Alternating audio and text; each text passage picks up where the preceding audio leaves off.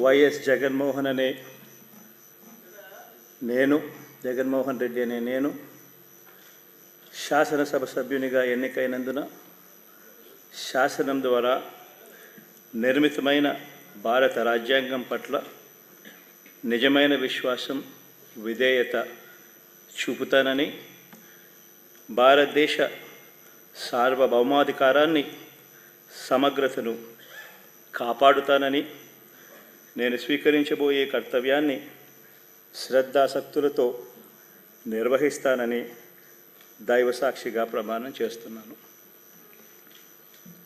ఆంధ్రప్రదేశ్ శాసనసభ సభ్యుడైన వైఎస్ జగన్మోహన్ రెడ్డి అనే నేను సభా నియమాలకు కట్టుబడి ఉంటానని, వాటిని అనుసరిస్తానని, సభా మర్యాదలను పాటిస్తానని, సాంప్రదాయాలను గౌరవిస్తానని